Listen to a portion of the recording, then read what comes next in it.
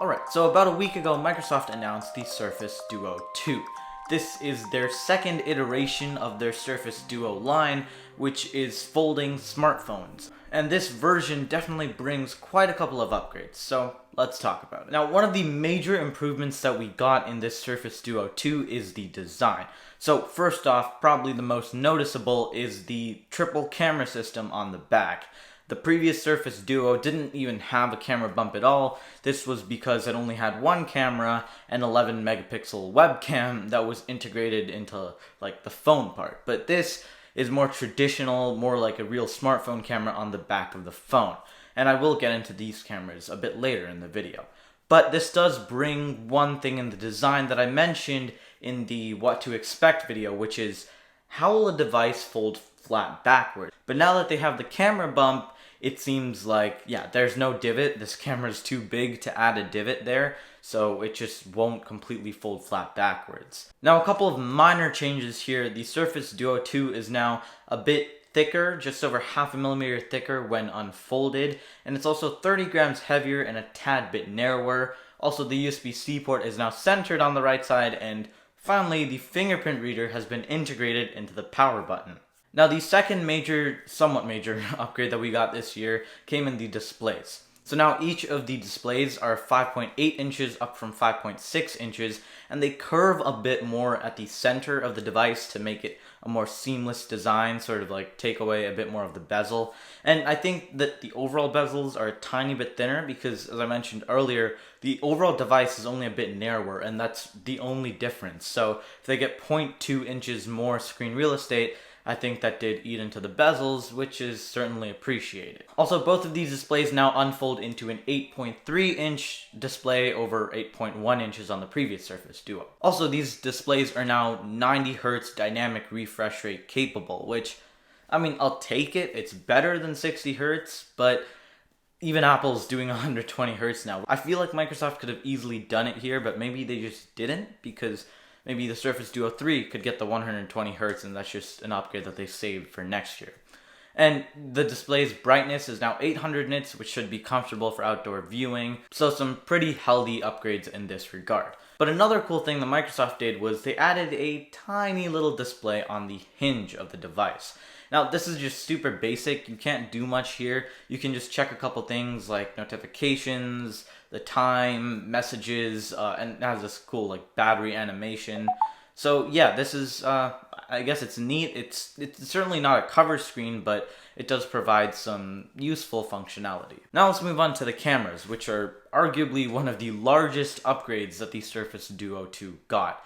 So if you missed it last year, the Surface Duo, the original Surface Duo, had an 11 megapixel webcam. And I feel like I've said that like a million times. I said it a couple times in the What to Expect video. I already said it like 3 times in this video. But yeah, because it was kind of bad. But this new Surface Duo 2, has an upgraded triple camera system, which instantly you can just tell it's going to be miles better. So the ultra-wide is a 16 megapixel f2.2 lens with 110 degree field of view, which gets a pass. I think most companies are doing 120 to 140, somewhere in between there, but 110, it's acceptable. It's their first ultra-wide camera. The wide is a 12 megapixel f1.7, and the telephoto is a 12 megapixel f2.4. Both support OIS, thankfully. I got a 12 megapixel selfie camera and a flash, but next to that flash is a time of flight sensor, which basically, I think very similar to LiDAR. It like sends light, I think, and detects how long it takes to come back or something like that. It has to do with depth and stuff. It should definitely help with portrait mode and bokeh and videos and like the depth and all of that. So I'm looking forward to see how this turns out. And last but not least, these new cameras do have a night photography mode.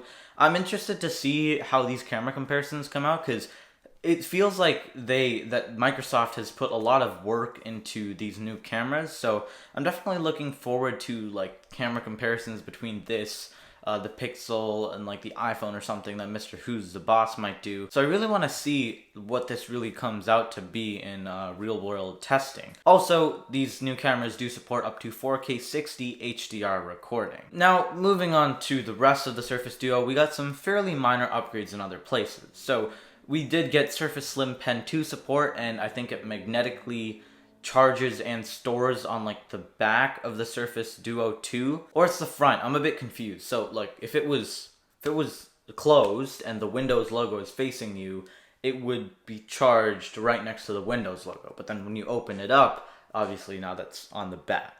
So we also did get a couple of connectivity upgrades. So it now has Bluetooth 5.1, NFC support, which was not on the previous Surface Duo, and it also got 5G, both millimeter wave and sub-6, and it also got Wi-Fi 6 support. As for the battery, we did see a fairly significant upgrade here. It now has, I think, a roughly 4,400 milliamp hour battery, which is up from like the 3,500 milliamp hour battery we had on the Surface Duo. Now, Microsoft is still claiming about the same battery life, just an extra hour of talk time, so maybe this could be like the new display sucking more battery life, or the new chip, or 5G, something like that. But I hope we can see an improvement. And last but not least, the specs and the price. So it now comes with a Snapdragon 888 as expected, paired with 8 gigs of RAM, but the price did get a substantial bump this year. I think it started at $13.99 US for the original Surface Duo, and now it's $14.99, which puts it squarely in Galaxy Z Fold 3 territory. That starts at, I think, $17.99 US. And also to my Canadian viewers, this is, I think, 1,900 Canadian dollars to start. But just to be clear, you can still go and buy the previous Surface Duo. I wouldn't recommend it, but that is still on deal for, I think, like $700 US or something like that. I don't know why Microsoft's still doing that, but it's there if you want it. So yeah, this price is definitely very steep, and that's only for, I think, the 128 gig version. So if you want to get more storage than that, then you're gonna have to pay a lot more. There hasn't been really that much information released. It's set to release on the 21st of October, and I suppose it will ship with Android 12. I'm not exactly clear on the OS and all of that. But yeah, $1,500, that is a lot. I guess it's for enthusiasts who want particularly a Microsoft device with two separate screens in one fold. I can't wait for the reviews, which will probably start popping up in a couple of weeks, probably I guess around mid-October, just before the Surface Duo 2 releases. So yeah, definitely keep your eye out for those reviews. But yeah, what are your thoughts on the Surface Duo 2? Leave them down in the comments below. But that's pretty much it for the video, so thank you so much for watching, and that's pretty much it for me.